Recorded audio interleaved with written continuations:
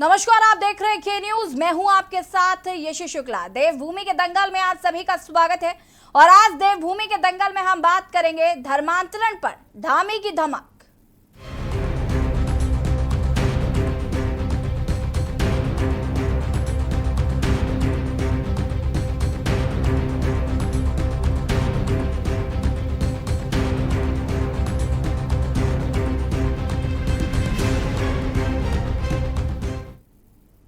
जी हां, धर्मांतरण पर धामी की धमक। उत्तर प्रदेश के बाद अब उत्तराखंड में भी लव जिहाद के मुद्दे को लेकर सरकार बेहद गंभीर नजर आ रही है।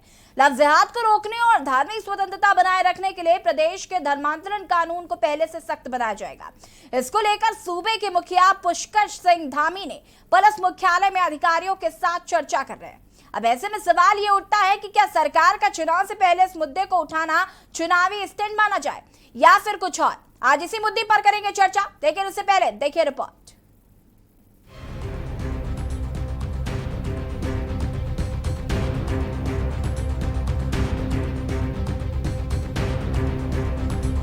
उत्तर प्रदेश की तर्ज पर अब उत्तराखंड सरकार भी लव जिहाद पर सख्ती से कानून लागू करने पर विचार कर रही है, जिसको लेकर मुख्यमंत्री पुष्कर सिंह धामी लगातार पुलिस के अधिकारियों के साथ वार्तालाप भी कर रहे हैं। मुख्यमंत्री धामी ने गुरुवार को पुलिस मुख्यालय में अधिकारियों के साथ इस पर चर्चा भी की। धर्मांतरण पर पहले से कानून बना हुआ है और उस पर और सख्ती से काम करेंगे। इस विषय पर हमारी चर्चा हुई। उत्तराखंड उन राज्यों में से एक है जो लव जिहाद के खिलाफ सख्ती से कानून बनाने पर विचार कर रहा है, लेकिन इन सबके बीच विपक्षी कांग्रेस ने बीजेपी सरकार पर हमला बोलना शुरू कर दिया है। कांग्रेस का कहना है कि बीजेपी सरकार लोगों को फिर से गुमराह करने का काम कर रही है।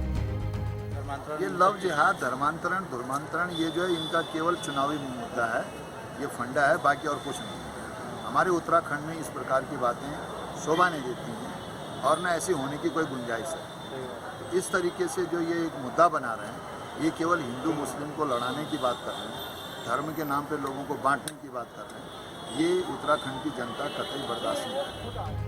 वहीं आम आदमी पार्टी के वरिष्ठ नेता कर्नल अजय कोटियाल का कहना है कि सरकार की नीयत सही होना जरूरी है। ऐसा ना हो कि सरकार सिर्फ चुनाव के लिए इस तरह के मुद्दे उठा रही हो। मैं उनको भी आजकल देखने की कोशिश कर रहा हूँ, अमल नहीं हो पाते हैं पूरे। अच्छाई के लिए समझदारी से जो चीज़ें ये बोलने की कोशिश कर रहे हैं अगर पूरी कर दें तो किसी को कोई एतराज़ नहीं होना चाहिए और ये अच्छाई के लिए होगा। लेकिन हम तो कहते हैं जैसे एक बहुत बड़ा मुद्दा था, उसे बोलेंगे हम कि जो करप्शन को दूर करने के लिए दिल्ली में शुरू हुआ, और दिल्ली जैसी जगह जहाँ पे कि लॉ एंड ऑर्डर दिल्ली के पास नहीं है, ACB anti corruption bureau Delhi के पास नहीं है, वहाँ पे अमल और कारणों से नहीं हो पाया और उत्तराखंड में ऑफिसेज बने और उसके बाद भी उत्तराखंड में कभी भी पूरा नहीं हो पाया। एक और सरकार लव जिहाद पर बनाए गए कानून को सख्ती से लागू करने पर विचार कर रही है, तो वहीं दूसरी ओर विपक्षी पार्टियां सरकार के इस स्टंट को चुनावी मुद्दा बता रही हैं। अब ऐसे में सवाल खड़ा होता है कि सही में सरकार का ये एक चुनावी स्टंट है या फिर इस कानून को सख्ती से लागू करते हुए सरकार एक नई मिसाल कायम करना चाहती है।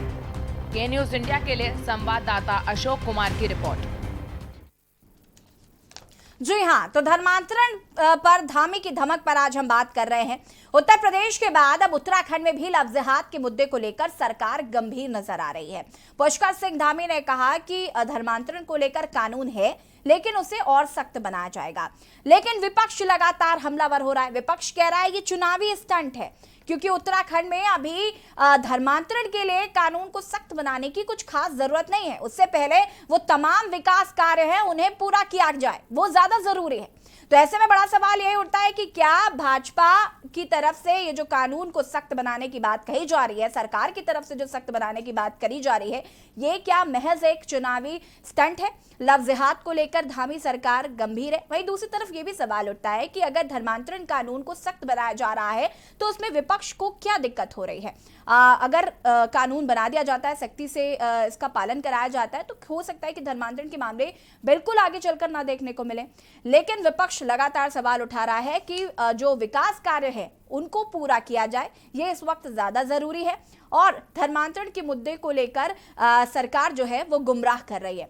गुमराह करने की अगर हम बात करें तो ये भी लगातार विपक्ष द्वारा सरकार पर आरोप लग रहे हैं कि सरकार लगातार जनता को गुमराह करने की कोशिश कर रही है।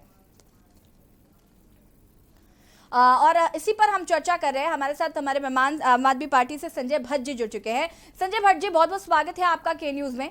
और आपसे सबसे पहले तो मैं ये जानना चाहूंगी कि कर्नल कोठियाल ने इस बात को कहा है कि सरकार अगर कानून बनाना, इसको सख्त करना चाहती है तो कोई बुरी बात नहीं, हालांकि नीयत साफ होनी चाहिए। और कहीं ना कहीं सरकार जो है वो लगातार गुमराह करने की कोशिश भी कर रही है जनता को। तो सबसे पहले तो धर्मांतरण को लेकर जो कानून सख्त बनाने की बात कही गई है सरकार द्वारा, इसको आप किस तरीके से देखते हैं?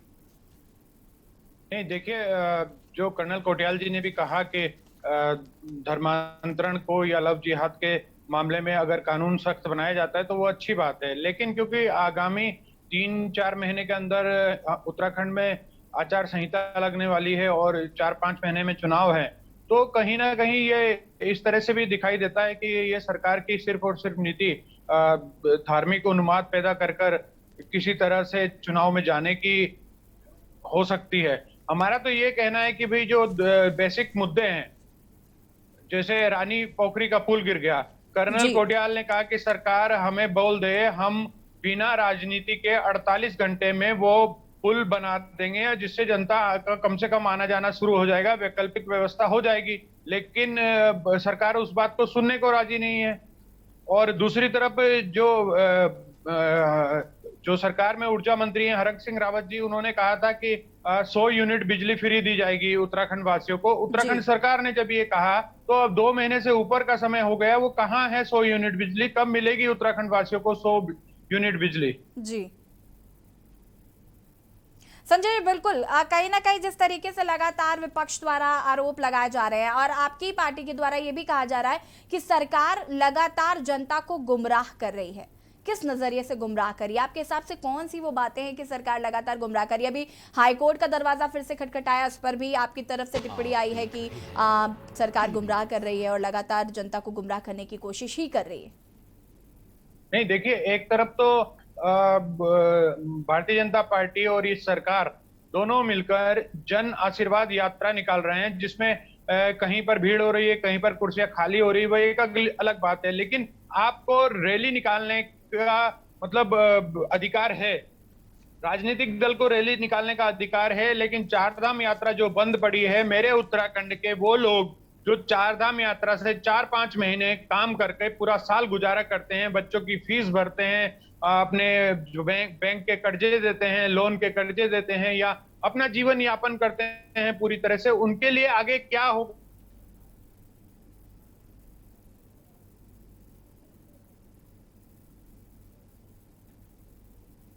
हम संजय जी को फिर से कनेक्ट करने की कोशिश करते हैं।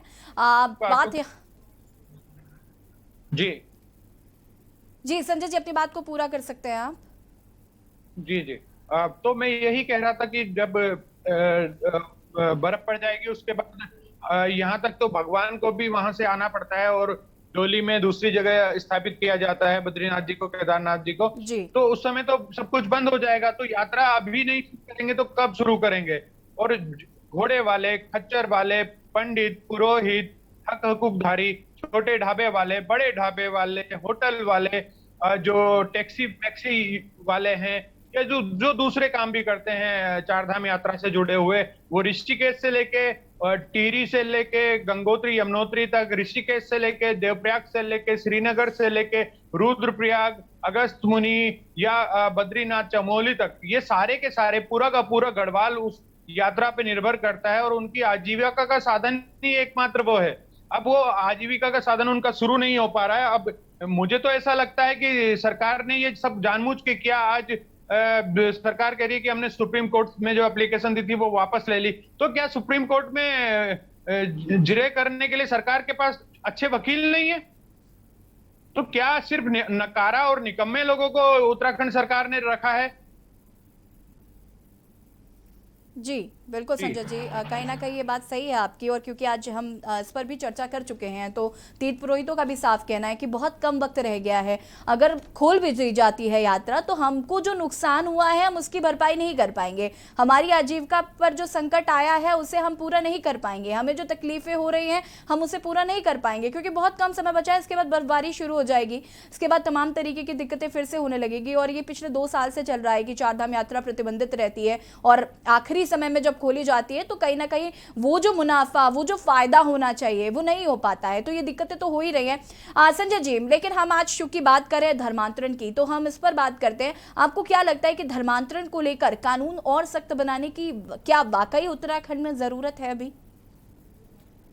देखिए, नहीं, उत्तराखंड में जिस प्रकार से पहले भी सरकार ने कानून बनाया है जी, लव जिहाद को, धर्मांतरण को लेके, और सख्त बनाने की बात सरकार कह रही है। बनाए सरकार, उसमें कोई दिक्कत नहीं है, सरकार को बनाना भी चाहिए। लेकिन उसका जो मैंने पहले भी कहा, उसका पहलू ये नहीं होना चाहिए कि चुनाव आ रहे हैं और आप चुनाव में सिर्फ धर्म के नाम पर चुनाव लड़ जाएं, और बेसिक मुद्दे हैं उत्तराखंड के लोग जिन मुद्दों के लिए पिछले 5 साल से तड़प रहे हैं, उन मुद्दों को भुलाने के जाके जनता भूल जाए उन मुद्दों को। ऐसा सरकार अगर करना चाह रही है तो गलत है, क्योंकि किसी भी धर्म का व्यक्ति हो और उसके साथ जोर जबरदस्ती कर अगर लव जिहाद या धर्मांतरण किया जाता है तो वो गलत है। उसके लिए कानून सख्त होना चाहिए, हमारा ऐसा मानना है।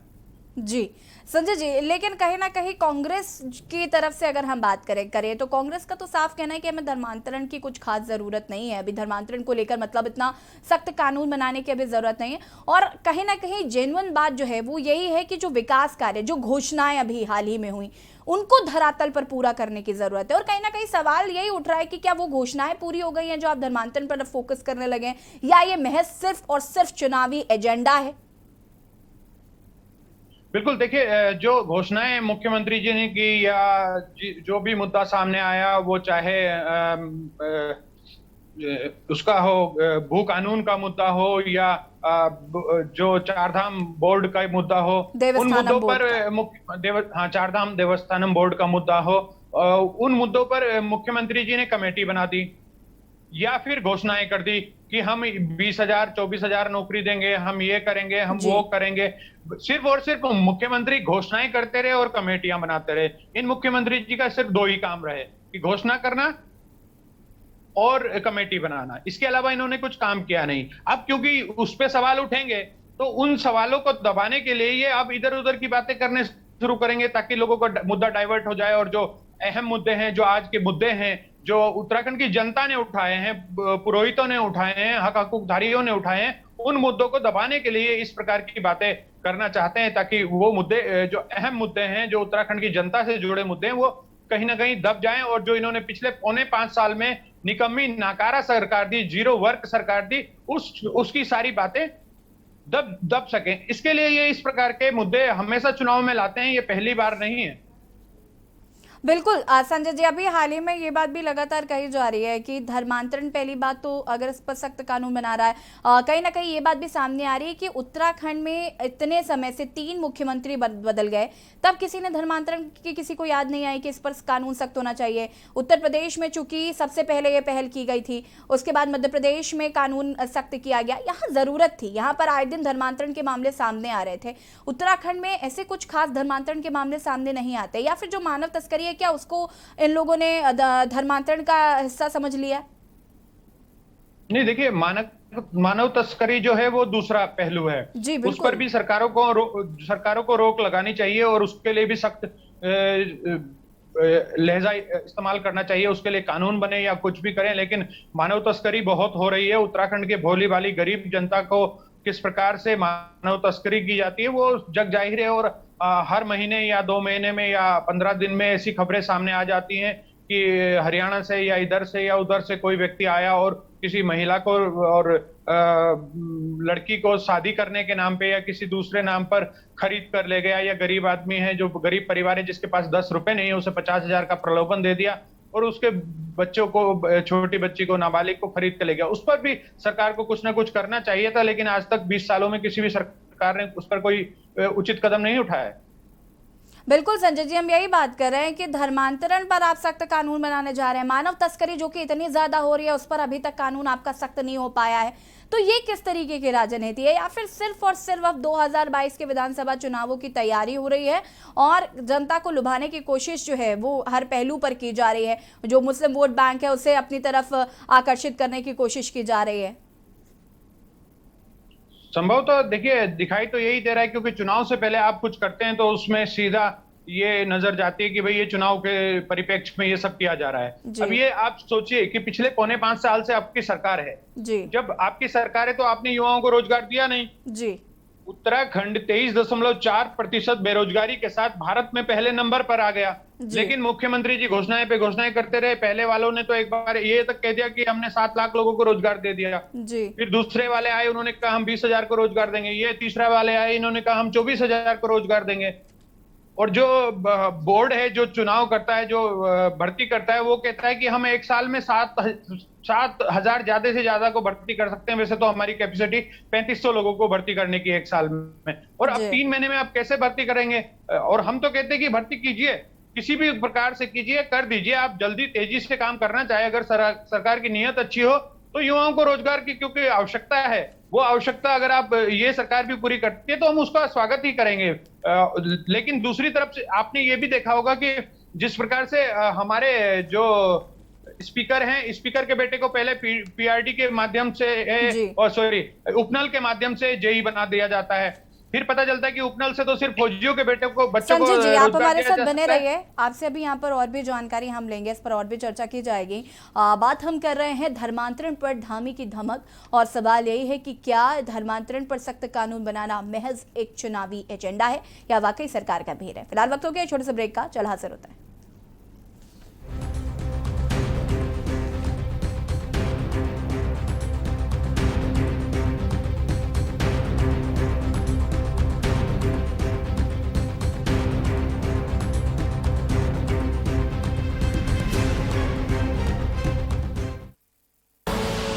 आप देख रहे हैं के न्यूज, खबरों का सारथी। हमें विश्वास है नए भारत पर, इसकी नई गति पर, मुश्किलों से मिलकर लड़ने के हौसले पर। सबका साथ, सबका विकास, सबका विश्वास और अब सबका प्रयास हमारे हर लक्ष्यों की प्राप्ति के लिए बहुत महत्वपूर्ण है। भारत को आत्मनिर्भर बनाने के लिए हम तैयार हैं। नए भारत के निर्माण के हम सब भागीदार हैं। अपने आयकर की कुल अग्रिम राशि का 45% 15 सितंबर 2021 तक अवश्य जमा करें। कंपनी, कॉर्पोरेट्स या फिर सैलरीड एम्प्लॉइज जिनकी TDS, TCS कटने के बाद भी कर देयता 10,000 या उससे अधिक है तो फिर एडवांस टैक्स देना आवश्यक है। प्रत्येक आयकर दाता एक राष्ट्र निर्माता। खुदी को आजमाया है तो ये अंदाज आया है, खुदी को आजमाया है तो ये अंदाज आया है। तुम में भी मैं हूं, शुद्ध प्लस पान मसाला। आप देख रहे हैं के न्यूज, खबरों का सारथी।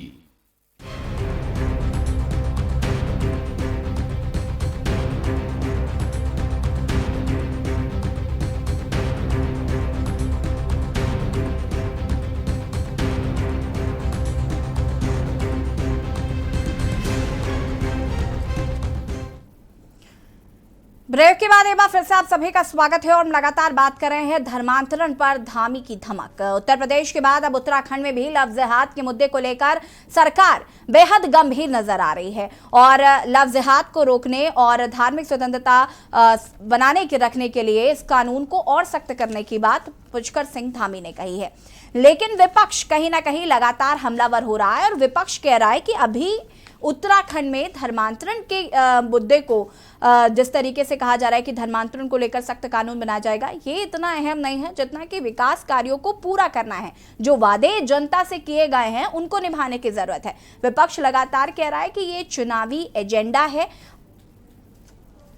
ये एक चुनावी एजेंडा है। हम चर्चा इसी पर कर रहे हैं। हमारे साथ कुछ मेहमान जुड़ गए हैं, उनसे आपका परिचय करा देते हैं। हमारे साथ दीप बोरा जी कांग्रेस से जुड़ गए हैं, हमारे साथ संजय भट्ट हैं जो कि आम आदमी पार्टी से जुड़े हुए हैं, हमारे साथ गीता ठाकुर जी जुड़े हुए हैं जो कि बीजेपी से हैं। आप सभी का बहुत बहुत स्वागत है। दीप बोरा जी, सबसे पहले आपके पास आऊंगी मैं और आपसे जानना चाहूंगी, धर्मांतरण पर कानून सख्त करने की बात कही है मुख्यमंत्री पुष्कर सिंह धामी ने। क्या देखते हैं आप, चुनावी एजेंडा है या वाकई धर्मांतरण की जरूरत है, कि कानून को सख्त बनाने की जरूरत है उत्तराखंड में? देखिए, ये पूरा चुनावी एजेंडा हम इसे कहेंगे जी। और अभी तो बहुत कुछ हो सकता है जो आपने सरकार ने नहीं किया, जो आपके मैनिफेस्टो में था, आपने जो जनता से वादे किए थे। आज बेरोजगारी चरम पे है जी। देवस्थानम बोर्ड में पंडा समाज सड़क पे है जी। आशाएं कार्यकर्त्री सड़क पे हैं, हमारे सचिवालय कर्मी सड़क पे हैं, पुलिस की फैमिलीज और निचले दर्जे के हमारे जितने भी कांस्टेबल्स हैं जो नई भर्ती है उनके लोग सड़क पे हैं। सबसे बड़ा मुद्दा है बेरोजगारी का। तुम रिक्त पद नहीं भर रहे हो, वही चीज भावनाएं भटकाओ और शासन करो। अब आप देखिए कि इनके लिए कमेटियां और इस ये कानून जब पहले ही बन चुका है, जुडिशरी हमारी इतनी अच्छी है और पुलिस प्रशासन हमारे पास है, अगर कहीं होगा कुछ तो हम इसमें जरूर अमल करते आए हैं। हमारी सरकारों ने भी किया, आपकी सरकार के एक चीफ मिनिस्टर ने ये कानून को पैरवी करी थी, बनाया था, तो इसका मतलब वो उनसे आप खुश नहीं थे तो आप अब ये चुनावी मुद्दा लेके आ गए। जो योगी जी कर रहे हैं वो उन्होंने कहा चलो मैं भी कर लूं, लेकिन उससे कुछ होने वाला नहीं है। अभी तो ये हमारे माननीय मुख्यमंत्री श्री धामी जी ट्रांसफर में ही बिजी हैं। काम तो धरती पे कुछ दिख नहीं रहा है, ऑल वेदर रोड टूट रही हैं। आप देखिए कहीं भी एक विकास की नींव कहीं नहीं रखी जा रही। अभी तो बरसात का बहाना है, 2 महीने बाद आचार संहिता लग जाएगी, फिर वही बात आ जाएगी कि आप हमें 5 साल और दीजिए, मोदी जी हमारे साथ हैं, हम ये कर देंगे वो कर देंगे। लेकिन धर्मांतरण कानून का जो आज आपने ये डिबेट रखी है, आप मुझे ये बताइए जब कानून बन गया इसमें अगर कोई गलत धर्मांतरण कराता है तो प्रशासन जो है, पुलिस प्रशासन वही FIR लिखेगा, जुडिशरी में ही उसका केस जाएगा। अब इसमें नया क्या करेंगे? क्या उसमें 6 महीने की कैद और बढ़ा देंगे या साल की कैद और एक दो चाहे दफाएं और बढ़ जाएंगी, लेकिन कानून तो वही रहेगा। तो ये चुनावी मुद्दा है। अगर आप किसी लीगल एक्सपर्ट से भी राय लेंगे तो वो भी यही कहेगा कि इसमें 2-3 चीजें हो सकती हैं, या 3 साल बाद के अंदर जमानत वाली एक प्राथमिकता दे दी जाएगी, या 3 साल बाद अगर जमानत नहीं होगी तो कैद हो सकती है 7 साल तक की। तो मैं समझता हूँ कि ये सिर्फ भावनाएं भटकाई जा रही हैं और कुछ नहीं। जी बिल्कुल दीप बोरा जी, तो मतलब आपका और आपकी पार्टी का ये कहना है कि ये सिर्फ चुनावी मुद्दा है। गीता ठाकुर जी, आपसे जानना चाहूंगी मैं, धर्मांतरण पर धामी की धमक दिख रही है। उन्होंने कहा है कि हम इस कानून को और सख्त करेंगे, लेकिन मैं आपसे जानना चाहती हूँ कि आपको वाकई लगता है कि उत्तराखंड में इस वक्त धर्मांतरण पर कानून सख्त बनाने की जरूरत ज्यादा है, या फिर अन्य विकास जो कार्य पड़े हुए हैं उनको पूरा करने की जरूरत ज्यादा है? सबसे पहले आपका धन्यवाद करना चाहूंगी, और ये इतना अच्छा मुद्दा है क्योंकि ये कांग्रेस को भी पता होना चाहिए कि सचमुच में ये धरातल में काम हो रहा है या नहीं हो रहा है। सिर्फ कह देने से और एक दूसरे के ऊपर आरोप लगा देने से पूरा कार्य नहीं हो जाएगा। और चूंकि ये पूरा मुद्दा हाई कोर्ट में है और शीघ्र से शीघ्र इसके ऊपर जो भी कार्रवाई की जाएगी वो कार्रवाई कानून के रूप में होगी, और वो जो कानून को सबको मानना है, हमको भी मानना है, इन लोगों को भी मानना है। बात जहाँ बेरोजगारी की और अन्य मुद्दों में कर रहे हैं, वो मुद्दा ना करके हम धर्मस्थ के रूप में करना चाहते हैं जहाँ सबकी आस्थाएं जुड़ी हैं। और ये हम राजनीति की अगर बात करते हैं तो क्या केवल 4 महीने में हम ये राजनीति केवल धर्मस्थ के कारण करना चाहते हैं? ये इन लोगों को ये मुश्किल हो गई है, कांग्रेस को या अन्य पार्टियों को, कि युवा मुख्यमंत्री आके वो अपना पूरा टाइम उन युवाओं में, उन महिलाओं में, उन जनता में लगाना चाह रहे हैं जहां पर हमें धरातल में कार्य करने को मिले। ये केवल मुद्दा नहीं है, ये आने वाला धर्मस्थ जो हमारी धार्मिक भावनाएं जुड़ी धामी हैं उनसे जुड़ा हुआ है ये मुद्दा। और मैं यही कहना चाहूंगी कि समय आने दें, समय देखिए, समय की धार देखिए कि आपको ये 4 महीने में क्या चुनावी मुद्दा दिखता है या सचमुच में ये कार्य कर रहे हैं हमारे धामी जी। यही मैं आपसे आज कहना चाहती हूँ कि जरा इसको गीता जी, लेकिन यहाँ पर सवाल विपक्ष की तरफ से ये भी आ रहा है कि आपने 5 साल होने वाले हैं आपकी सरकार को, 5 साल पूरे होने वाले, 2022 के विधानसभा चुनाव है सर पे, अब आपको धर्मांतरण पर सख्त कानून बनाने की याद क्यों आ रही है? विपक्ष का ये सवाल है। तो सिर्फ कोरोना में सभी लोग कोरोना में इस तरह से वो हो गए कि आपको मैं कुछ नहीं बता सकती हूँ। कहने के लिए बहुत कुछ है और बहाने के लिए बहुत कुछ। हम बहाना नहीं कर रहे हैं, हम इस चीज को धरातल में दिखाना चाहते हैं कि सचमुच में हम इस कार्य को जो हमने धर्म के नाम पे लिया है और वो धर्म का कार्य होना बहुत जरूरी है और ये आपको दिखेगा। कुछ महीने, कुछ दिन आप और रुक जाइए और इसको हम दिखाएंगे, आपको करके दिखाएंगे, क्योंकि सरकार हमारी है तो हमारा ये कर्तव्य बनता है कि हम उन जनता को और उन पंडितों को जो महापुरुष हैं। जी, आप सभी हमारे साथ बना रहिए, चर्चा को आगे बढ़ाएंगे। हम बात कर रहे हैं धर्मांतरण पर धामी की धमाक, चर्चा इसी पर। फिलहाल वक्त हो गया एक छोटे से ब्रेक का, जल्द हाजिर होता है।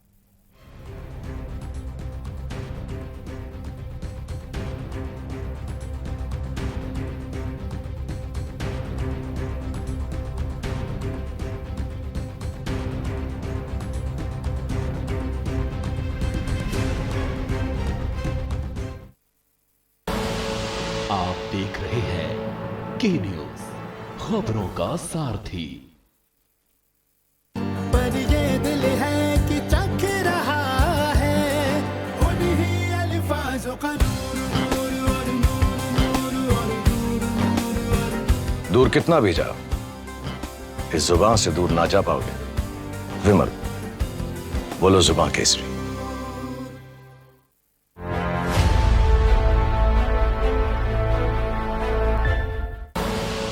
आप देख रहे हैं के न्यूज, खबरों का सारथी।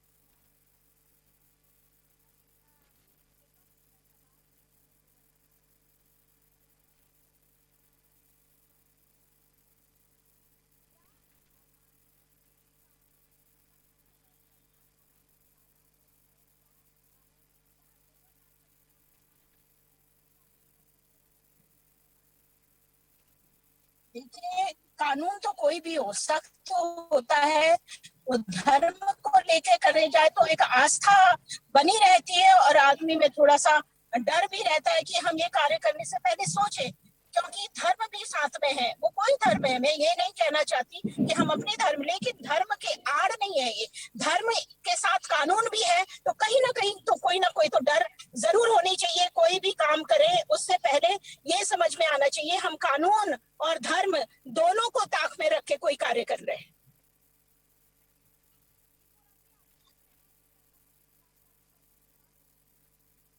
देखिए, गीता दीदी जी 2 बातें कर रही हैं। एक तो कह रही हैं ये मुद्दा जो है हाई कोर्ट में लंबित है। जब हाई कोर्ट में लंबित है तो आप इससे छेड़छाड़ क्यों कर रहे हैं? जो हाई कोर्ट का अनुपालन होता है और सब मेरे को समझता है हिंदुस्तान का हर वर्ग और एक हिंदुस्तानी करता है जुडिशरी का, और वहाँ न्याय होता है, तो फिर जब वो न्याय कर देगा तब आप इसको अपने तरीके से लागू करें। इंदिरा गांधी जी के समय में, राजीव जी के समय में और मनमोहन जी के समय में, अब मोदी जी हैं और यहाँ पे हमारे अब धामी जी हैं। उससे पहले इनके जो पूर्व मुख्यमंत्री रहे डोईवाला के विधायक हैं, अब अब उन्होंने भी कानून बनाया था।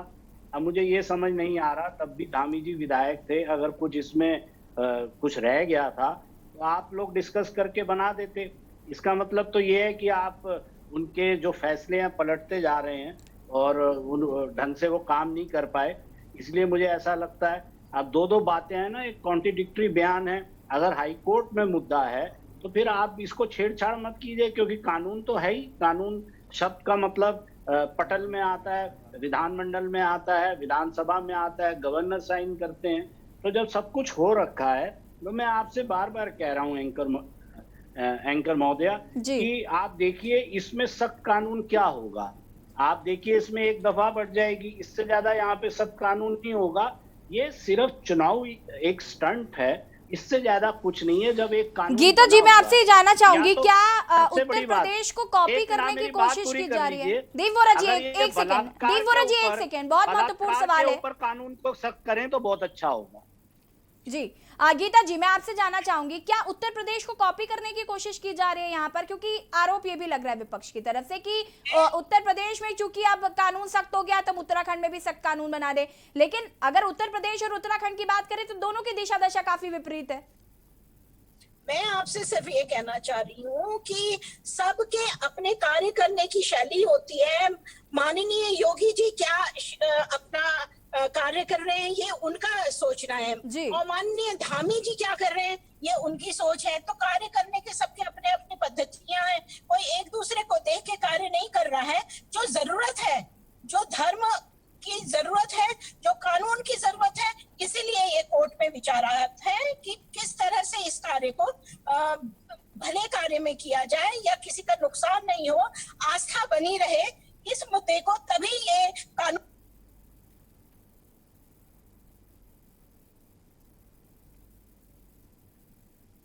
गीता जी, आपकी आवाज नहीं आ पा रही है हम तक, हम आपको फिर से संपर्क करने की कोशिश करते हैं। दीप वोराज, संजय जी, मैं आपसे जानना चाहूंगी, आप गीता ठाकुर की बात का कुछ जवाब देना चाहते हैं? आपको क्या लगता है, गीता ठाकुर जी जिस तरीके से कह रही है कि धर्मांतरण का जो कानून है उसको सख्त बनाना इस वक्त बहुत जरूरी है? नहीं, देखिए, गीता ठाकुर जी तो अपनी पार्टी के प्रवक्ता के रूप में हैं और अपनी पार्टी की हर हाल में वो तारीफ करेंगी, तो वो उनका काम भी है और कर्तव्य भी है। लेकिन मेरा ये कहना है कि गीता ठाकुर जी ने कहा कि युवा मुख्यमंत्री हैं, पूरी पार्टी कहती है कि युवा मुख्यमंत्री हैं, और कुछ लोग तो यहाँ तक कह देते हैं कि युवा सरकार है। भले ये एक बुजुर्ग सरकार हो गई जिसमें 3 मुख्यमंत्री आ गए, तो बुजुर्ग हो गई, युवा नहीं रही।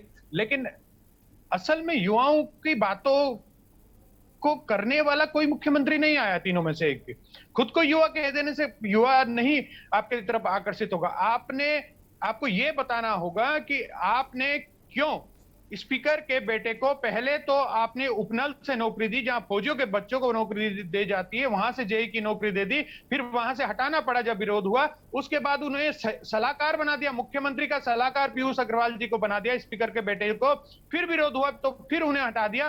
दूसरी तरफ जो मंत्री हैं धन सिंह रावत जी, उन्होंने अपने पीआरओ और जो कुलपति हैं उनकी सेक्रेटरी, ऐसे 8 लोगों को उत्तराखंड मुक्त विश्वविद्यालय में नौकरी दे दी। ये जो चल रहा है। और तीसरा जो कर्नल कोटियाल जी ने खुलासा किया, किस प्रकार से आउटसोर्सिंग कंपनी ठेकेदारी पे युवाओं को, उत्तराखंड के युवाओं को नौकरी दे रही है, और नौकरी देने के टाइम पर उनसे 25,000, 50,000, 3 महीने 4 महीने की तनख्वाह 1 साल की उनसे रिश्वत के रूप में ली जा रही है। तो युवाओं को जो जरूरत थी, उस जरूरत को मुख्यमंत्री जी पूरा नहीं कर पा रहे हैं, तो फिर कहां के युवा मुख्यमंत्री हुए? ये तो बुजुर्ग से भी बेकार मुख्यमंत्री हो गए, यानी अनुभवहीन एक तरह से कहा जा सकता है मुख्यमंत्री जी को, युवा मुख्यमंत्री नहीं कहा जा सकता। गीता ठाकुर जी, जवाब दीजिए, क्योंकि ये भी काफी महत्वपूर्ण सवाल है कि अगर आप युवाओं को बल देने की बात कर रहे हैं, आप युवाओं की अगर बात कर रहे हैं, तो जाहिर सी बात है आपको युवाओं के लिए कुछ करना पड़ेगा। यही कहना चाह रही हूँ कि सिर्फ अभी तो ये आगाज है, ये बस इनको पता चल रहा है कि ये जल्द ही जल्द युवाओं को और जो भी हड़ताल कर्मचारी उन लोगों का जो पे है, और जिस तरह से उनके साथ माननीय मुख्यमंत्री जी कमिटमेंट कर रहे हैं कि भाई हम इसको जल्द से जल्द करने की शुरुआत कर रहे हैं। शुरुआत मतलब है कि इनका जो मानदेय है और जो इनका रोजगार का मुद्दा है उसको कुछ ही दिनों में ये हल हो जाएगा। तो ये हलचल अपने आप मच रही है। ये तो अब क्या है, उत्तराखंड का अगर आप लोग भला जानना चाहते हैं, हम लोग भला जानना चाहते हैं, तो हमारे एक विजन होना चाहिए। हम सब लोग एक ही आवाज में बोल सकते हैं कि हम उत्तराखंड के युवाओं को और महिलाओं को और यहाँ के पूर्व सैनिकों के लिए हम कुछ ना कुछ करना चाह रहे हैं, जो जल्द ही जल्द आपको धरातल में दिखेगा। मैं इतना ही कहना चाहती हूँ। जी दीपा ठाकुर जी, मैं लगातार आपसे एक बात, गीता ठाकुर जी माफ कीजिएगा, मैं आपसे लगातार एक बात कर रही हूँ, मैं लगातार आपसे एक सवाल पूछ रही हूँ जिसका जवाब अभी भी मुझे नहीं मिला है। ये सवाल ये है कि अभी 3-4 महीने का वक्त बचा है, अब आप धर्मांतरण पर बात क्यों कर रहे हैं? 5 साल में क्यों नहीं की गई धर्मांतरण पर बात? और मानव तस्करी जो बहुत ज्यादा होती है उसको लेकर कानून को उस कानून को सख्त करने की कोशिश क्यों नहीं की जा रही है?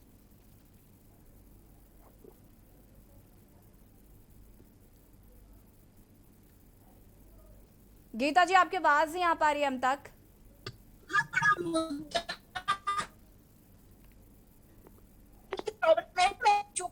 मैं बैठी हूँ, आप शायद देख भी नहीं होंगी। जी जी हेलो। जी जी, आप अपनी बात को पूरा कर सकती हैं। जी मैं आपसे यही कहना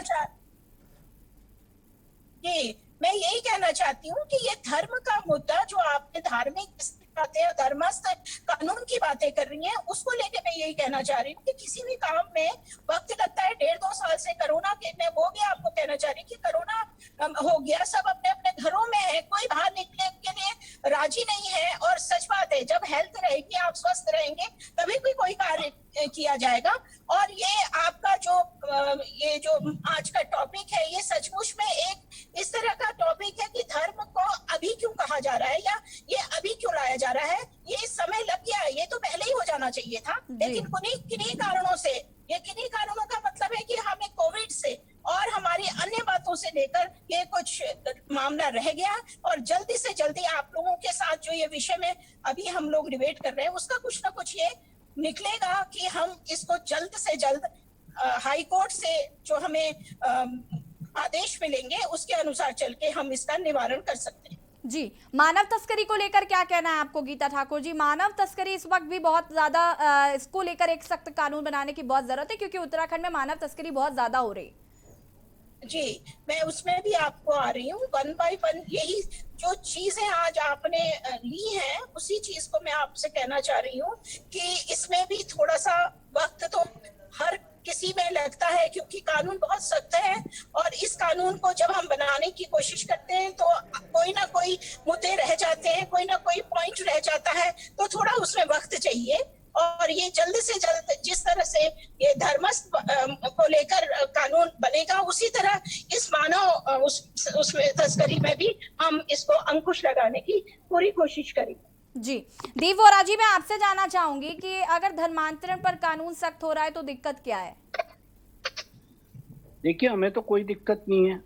हम तो आपसे और आपके माध्यम से जी अपने विपक्षी दल से, भाजपा से ये पूछ रहे हैं कि आप लोगों ने 2017 में कानून बनाया जी। जब ये कानून है जी। और ये पुलिस प्रशासन के अंडर पास होके ये जुडिशरी में जाएगा, तो उसमें इससे ज्यादा आप क्या कर सकते हैं? जो दफाएं लगी हुई हैं, क्योंकि धर्मांतरण सिर्फ हिंदू समाज से ही रिलेटेड नहीं है। हिंदू, सिख, ईसाई जितने भी हैं हमारे मुस्लिम भाई, इन सब से धर्मांतरण का मतलब है। हम इसमें राजनीति नहीं करना चाहते। हम तो ये कह रहे हैं, जो आपके पूर्व मुख्यमंत्री जी ने ये कानून बनाया था, क्या आप उससे संतुष्ट नहीं है धामी जी? आप हमें इतना बता दीजिए, क्या कमी उसमें रह गई है और ऐसा क्या सख्त होने वाला है? देखिए, इस कोविड काल में हमारी बड़ी बहन ने बहुत अच्छी बात कही कि 1.5-2 साल तक कोविड था। मैं थोड़ा ये भी जानना चाहूंगा, इस कोविड काल में 5 से 10 हजार प्रवासी उत्तराखंड के गांव में वापस आए हैं, शहर में वापस आए हैं। क्या सरकार ने और युवा हमारे जो मुख्यमंत्री हैं, क्या उन्होंने उनकी सुध ली है? क्या ऐसा कोई विशेष पैकेज या ऐसी नौकरी या ऐसी कोई भर्ती, ऐसा कोई कैबिनेट में ये प्रस्ताव लाए हैं कि ये जो प्रवासी हमारे यंगस्टर बुजुर्ग वापस आए हैं, इनको क्या सरकार अपने साथ कंधे से कंधा मिला के खड़ा करने की कोशिश करेंगी? अगर इन मुद्दों में बहस हो तो मुझे लगता है कि अच्छा लगेगा उत्तराखंड के सुनने वालों को भी ये धर्मांतरण, ये सब इन बीजेपी वालों के शगुफे होते हैं। जब एक कानून पहले ही तय है, अगर कानून आपने बनाना है तो ये कोविड में जो भ्रष्टाचार हरिद्वार में हुआ, जिन्होंने फर्जी कोविड की चीजें बताई और उनको बताया जी हमने इतने लोगों की टेस्टिंग कर ली, इतने बलात्कार हो रहे हैं, सरकार आई थी मोदी सरकार लाओ अब बलात्कार नहीं होंगे, उसमें भैया सख्त कानून बना लो, उसमें सख्त कानून बना लो। 3-3, 4-4 मर्डर हो जाते हैं, लोग बच के वापस आ जाते हैं, उसमें सख्त कानून बना लो। आप ये देखना डॉयरी केस में सख्त कानून बना लो, तो हमें ये समझ आता है कालाबाजारी में सख्त कानून बना लो। धर्मांतरण वो योगी जी हैं, अब वो योगी जी बने हुए हैं तो उन्होंने ये कार्यक्रम शुरू किया, तो भैया आप ये भी करेंगे तो इसमें हम क्या कह सकते हैं। ये तो इनकी अब सरकार है, जनता का मैंडेट है, हमारे सिरोधारी है इनका मैंडेट। गीता जी क्या कहना है आपको? अभी दीप वोरा जी जिस तरीके से कह रहे हैं तो आपको क्या कहना है इसको लेकर? ये बहुत अच्छा इन्होंने पॉइंट बताया, क्योंकि बात पार्टी की नहीं है, बात है उन बेरोजगार की, उन लोगों की जो अपने गांव में वापस आए हैं, उनके लिए स्टे होम का और लोन का और वो जो कार्य करना चाहते हैं, खुली तौर से मुख्यमंत्री जी ने कहा है कि आपको जो भी कार्य करना है आपके घर पे सरकार आएगी, आपके लिए बैंक से अगर आप चाहेंगे तो बैंक से सहयोग होगा, नहीं तो आपका जिस तरह से भी सहयोग करना चाहेगा उस तरह से सरकार आपकी सहयोग करेगी। और सचमुच में ये एक दिशा और दशा दोनों ही सुधारने की बहुत जरूरी बात है। ये जो आपका ये माध्यम है वो माध्यम हमारे माननीय मुख्यमंत्री तक पहुंचेगा और आने वाली उन पीढ़ियों को जो उत्तराखंड से बाहर हैं उनको यहाँ रहने के लिए, अपने परिवार को देखने के लिए, उनको सारी सुविधाएं देने का ये माननीय मुख्यमंत्री का अधिकार भी बनता है और जिम्मेदारी भी है, और उसको पूरा करने की हम पूरी जिम्मेदारी लेंगे और इसको जल्द से जल्द जो भी इनकी सहायता हो सकेगी वो करने के लिए हम लोग तत्काल रूप से जिस जगह पे प्रभावित लोग हैं, जिस तरह से आए हैं, उसका हम पूरा कार्य करने की पूरी जो है कोशिश नहीं, पूरा वादा निभाएंगे। जी हमारे साथ हिंदू युवा वाहिनी संगठन के प्रदेश अध्यक्ष गोविंद बांधवा जी भी जुड़ चुके हैं। गोविंद जी बहुत बहुत स्वागत है आपका के न्यूज में। गोविंद जी मेरा आपसे सवाल है और आपसे मैं जानना चाहती हूँ कि धर्मांतरण के मामले को और क्या जो कानून है उसे सख्त बनाने की बात पुष्कर सिंह धामी जी कर रहे हैं और वो कह रहे हैं कि इसको लेकर एक सख्त कानून बनाया जाएगा। आपके हिसाब से आप क्या सोचते हैं इसे लेकर कि ये वाकई जेन्युइन चीज है उत्तराखंड के हिसाब से, ऐसा होना चाहिए या फिर ये महज एक चुनावी एजेंडा है जैसे कि अन्य विपक्षी पार्टियों को लगता है?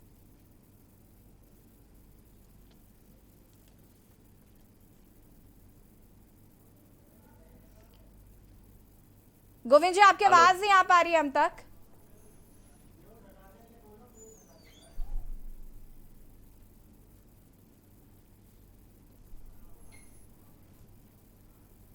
गोविंद जी आपकी आवाज नहीं आ पा रही है, आपका म्यूट बटन शायद ऑन है, आप उसे ऑफ कर लीजिए।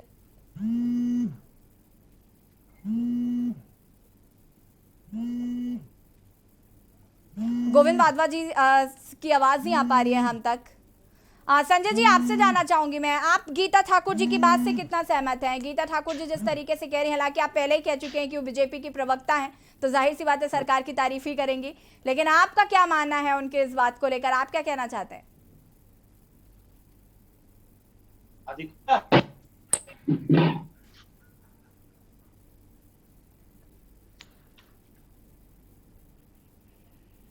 संजय जी आवाज आ रही है आपको?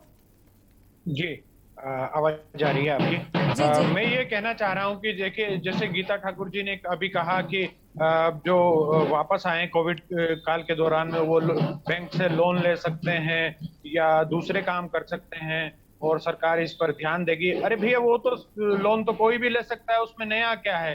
लोन तो कोई भी ले सकता है। सरकार क्या कर रही है? सरकार उन्हें क्या पैकेज दे रही है? जो करके चले गए थे आप वापस आए हैं, जिन लोगों को उत्तराखंड में वापस हर सरकार जितने 20 साल में जितनी सरकारें रही वो सब चाहती थी कि रिवर्स प्लान हो। अब अगर रिवर्स प्लान वो कोरोना के कारण ही हो गया और युवा वापस आया है अपने गांव में, अपने शहर में, अपने मोहल्ले में, तो उसके लिए क्या पैकेज घोषित किया उत्तराखंड की सरकार ने? क्योंकि भाई लोन लेना तो सब, लोन तो गीता जी भी ले सकती है, मैं भी ले सकता हूँ, वाधवा जी भी ले सकती हैं, आप भी ले सकते हैं, कोई भी ले सकता है बैंक से। वो तो एक अलग बात है, वो तो प्रक्रिया भारत की सरकार ने जो चला रखी है वो वर्षों से चल रही है। लेकिन उत्तराखंड की सरकार को उत्तराखंड के युवाओं के लिए जो काम करना चाहिए था, उस काम में उत्तराखंड की सरकार, उत्तराखंड के युवा मुख्यमंत्री बिल्कुल फेल रहे हैं। जीरो वर्क गवर्नमेंट इन्होंने पिछले 5 साल से दी है और वही जीरो वर्क गवर्नमेंट इनकी चल रही है। जी गीता जी, क्या जवाब है आपका? लोन तो मैं भी ले सकती हूँ, आप भी ले सकती हैं। हाँ, लेकिन लोन लेने के तरीके अलग कह रही हूँ मैं कि हम वो 0%, उन्होंने मार्जिन मनी तक जमा नहीं करनी। उनके मैं यही कहना चाहती हूँ कि आप, हम लोग, हमारी सरकार उनको निमंत्रण दे रही है और उनको कह रही है कि आप आगे बढ़कर ये सोचिए और डरिए नहीं, आपके साथ हम हैं। आप हमें बताइए कि आप किस आधार, किस चीज के लिए लोन लेना चाहते हैं और हम आपके लिए क्या कार्य करना चाहते हैं। ये तो हम लोगों ने जगह जगह पे, हमारे सारे जिला अध्यक्ष के साथ हमने हर वो गांव को, उन लोग मंडलों को जोड़ रखा है कि जो युवा वापस आए हैं, जो महिलाएं वापस आई हैं, वो कार्य करना चाहे तो उनके लिए पूरी सरकार ने पूरी स्कीम कर रखी है कि आप में अवेयरनेस है, कैंप लगाए जा रहे हैं। गीता जी, अब धर्मांतरण पर हम बात कर रहे हैं, लेकिन चूंकि यहाँ पर युवाओं की बात हो रही है, संजय जी ने मुद्दा छेड़ा, तो मैं आपसे कहना चाहती हूँ कि अभी MBBS छात्र जो थे वो भी सड़कों पर नजर आ रहे थे। उनकी ये समस्या थी कि जो हमारे फीस है वो बहुत ज्यादा बढ़ा दी गई है। तो कहीं ना कहीं अभी भी युवा परेशान हैं। MBBS छात्रों की बात करें तो वो भी सड़कों पर हैं। उसके लिए भी हम लोगों ने ये कहा था कि आपकी फीस में जो फीस है उसको, उस पर कटौती की जाएगी। जिस तरह से ये अपना कोरोना काल रहा है, जो नहीं जमा कर पाए हैं उनके लिए भी अलग अलग से एक उसके सूचना के तहत उनको बताया गया है कि अगर आप किसी चीज की फीस नहीं दे पा रहे हैं तो हम उसको फीस माफ करने का पूरा प्राविधान करने की पूरी माननीय हमारे CM साहब ने उनके स्कूलों में, उनके कॉलेजेस में ये सारी सुविधाएं दी हैं। जी संजय जी, क्या कहना चाह रहे थे आप? जी गीता जी ने अभी कहा कि जो महिलाएं वापस आई हैं उनके लिए धामी जी काम कर रहे हैं और जो युवा वापस आए, गीता जी के माध्यम से सरकार को कहना चाहूंगा कि जो उत्तराखंड की ग्रामीण महिला समूहों के द्वारा टेक होम कार्यक्रम चलाती थी, टेक होम के द्वारा काम करती थी, उस काम को छीनकर धामी सरकार ने एक आउटसोर्सिंग कंपनी को दे दिया। तो ये लोग महिलाओं को काम देने का काम नहीं कर रहे, जो काम ऑलरेडी कर रही हैं महिलाएं उनका काम छीनने का काम कर रहे हैं। तो ये क्योंकि घोषणा मंत्री और कमेटी बनाओ मंत्री हैं, ये मुख्यमंत्री हैं, और तो इन मुख्यमंत्री जी का काम सिर्फ यही है घोषणा करना और कोई ना कोई कमेटी बना देना, जबकि हकीकत ये है कि ये युवाओं के रोजगार पर डाका डाल रहे हैं आउटसोर्सिंग कंपनियां। संजय जी, बिल्कुल इसका जवाब मैं गीता जी से लूंगी। गीता जी, इस सवाल का जवाब मैं आपसे लूंगी, हम चर्चा को आगे बढ़ाएंगे। लेकिन यहाँ पर हम जिस तरीके से धर्मांतरण पर आज बात कर रहे हैं, तमाम सवाल है जिनको लेकर विपक्ष सरकार को घेर रहा है। फिलहाल वक्त हो गया एक छोटे से ब्रेक का, जल्द हाजिर होता है।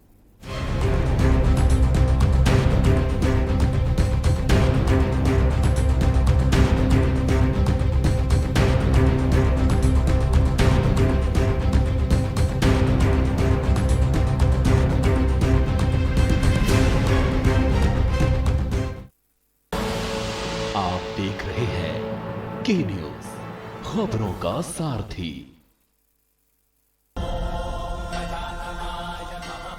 दस सितंबर को गणेश चतुर्थी है।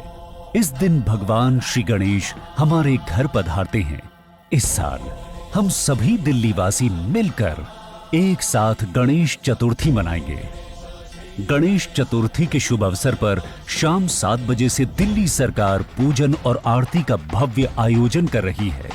भगवान श्री गणेश जी के पूजन कार्यक्रम में अपने सभी मंत्रियों के साथ माननीय मुख्यमंत्री अरविंद केजरीवाल जी भी शामिल होंगे। पूजन कार्यक्रम का टीवी चैनल्स पर भी लाइव टेलीकास्ट होगा, ताकि आप सभी अपने परिवार के साथ इस पूजन का हिस्सा बन सकें। इस बार हम सब मिलकर भगवान श्री गणेश जी की पूजा अर्चना करेंगे। विघ्नहर्ता भगवान गणपति हम सभी को अपना आशीर्वाद देंगे और सबकी मनोकामनाएं पूरी करेंगे।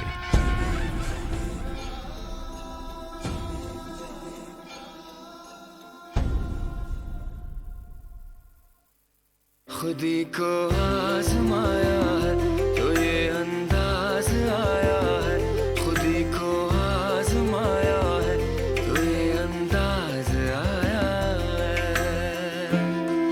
तुम में भी मैं हूं, शुद्ध प्लस पान मसाला।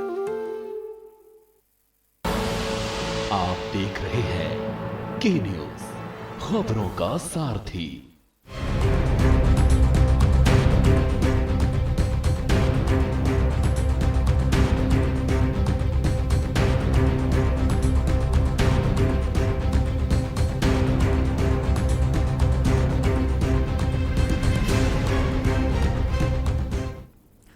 ब्रेक के बाद एक बार फिर से आप सभी का स्वागत है और हम बात कर रहे हैं धर्मांतरण पर धामी की धमक। धर्मांतरण को के कानून को और सख्त बनाया जाएगा, ऐसा मुख्यमंत्री पुष्कर सिंह धामी ने कहा है और इसी को लेकर सूबे के मुखिया पुष्कर सिंह धामी ने पुलिस मुख्यालय में अधिकारियों के साथ चर्चा की है। अब ऐसे में सवाल ये उठ रहा है कि क्या सरकार का चुनाव से पहले इस मुद्दे को उठाना चुनावी स्टंट माना जाए या फिर कुछ और हम इसी पर लगातार चर्चा कर रहे हैं। हमारे साथ हमारे मेहमान जुड़े हुए हैं, संजय जी जुड़े हुए हैं, गीता ठाकुर जी हमारे साथ जुड़े हुए हैं, हमारे साथ दीप वोरा जी जुड़े हुए हैं और गोविंद वाधवा जी जो कि प्रदेश अध्यक्ष हैं हिंदू युवा वाहिनी संगठन से। गोविंद जी, आपसे जानना चाहूंगी मैं, धर्मांतरण के मामले को लेकर आपको क्या लगता है, इस पर कानून और सख्त होने चाहिए या फिर ये महज बीजेपी का एक चुनावी एजेंडा है? ये राय दुरुस्त है। धन्यवाद करता हूँ तो पुष्कर सिंह धामी कि उन्होंने हमारे ध्यान रखते और बहुत सामने नजर आप ये तो इस बात से आपकी मैं सहमत नहीं हूँ कि चुनावी के समय है तो इसकी ओर ध्यान दिया गया। ये हिंदू संगठन और जो हमारे हिंदू धर्म के जो भाई बहन है जी बहुत प्रदेश की तरह उत्तराखंड कानून को सख्त बनाया जाए ताकि जो माँ बहनों को भगा कर लेते हैं, मार देते हैं उनका वो, ठीक है। हेलो जी जी, आपकी आवाज आ रही है गोविंद जी, अपनी बात को पूरा कर सकते हैं आप। मैं पुष्कर सिंह धामी का धन्यवाद करता हूँ जो मंत्री नहीं कर पाए और धामी करके दिखाया 56 इंच का सीना और मैं उनकी जो मोदी और योगी जी से करते उत्तराखंड कोशिश गोविंद जी बिल्कुल, तो आप ये जो धर्मांतरण का जो कानून है उसको जो सख्त बनाया जा रहा है उसके समर्थन में मैं समझ गई हूँ। गीता जी, मैं आपसे जानना चाहूंगी, संजय भट्ट की बात का जवाब। ब्रेक के पहले हमने संजय जी ने सवाल किया था कि जो महिलाएं हैं उनका रोजगार छीन लिया गया, इसको लेकर आपको क्या कहना है? आपसे ये कहना चाहती हूँ कि मैं आज से नहीं, जब से मैं राजनीति से पहले से अपना मैं एनजीओ के ही माध्यम से कार्य करती थी। मैं तो कस्तूरबा गांधी ट्रस्ट से भी जुड़ी, मैं विनोबा जी की शिष्या निर्मला देशपांडे जी के साथ भी जुड़ के काम करी। मैं राजनीति में हूँ, लेकिन मेरा एक ही सपना है कि मैं उन महिलाओं से जुड़ूं। आज भी हमारे यहाँ बेताज में भी अवनी करके बहुत बड़ी संस्था है, कार्य कर रही है और अनेकों इस तरह की संस्थाएं हैं जिनसे जुड़ के हम धर्म में काम कर रहे हैं। मैं ये कैसे मान जाऊं कि महिलाओं का काम छोड़ के एक प्राइवेट किसी को दे दिया गया है। अगर ऐसी बात संज्ञान में आई है तो मैं ये जरूर चाहूंगी कि इसकी मैं जांच करूं और अगर ऐसा है तो ये सरासर गलत है। जी, फिलहाल समय की बहुत कमी है। आप सभी का बहुत बहुत शुक्रिया इस चर्चा में शामिल होने के लिए और जिस तरीके से इस मुद्दे को उठाया गया है आज के धर्मांतरण पर पुष्कर सिंह धामी सख्त नजर आ रहे हैं। सूबे के मुखिया पुष्कर सिंह धामी लगातार पुलिस मुख्यालय में जाकर चर्चा कर रहे हैं कि इस कानून को और सख्त कैसे किया जाए। अब ऐसे में सवाल लगातार यही उठ रहा है कि क्या सरकार का चुनाव से पहले इस मुद्दे को उठाना चुनावी स्टंट माना जाए या फिर कुछ और। इसी पर हमने चर्चा की और कहीं ना कहीं विपक्ष लगातार हमलावर हो रहा है, वो उसे चुनावी एजेंडा ही करार दे रहा है। लेकिन सरकार का लगातार ये कहना है कि ये मुद्दा बहुत जरूरी है और इस पर कानून बहुत पहले सख्त हो जाना चाहिए था। फिलहाल देवभूमि के दंगल में इतना ही। देखते रहिए के न्यूज़ इंडिया। नमस्कार।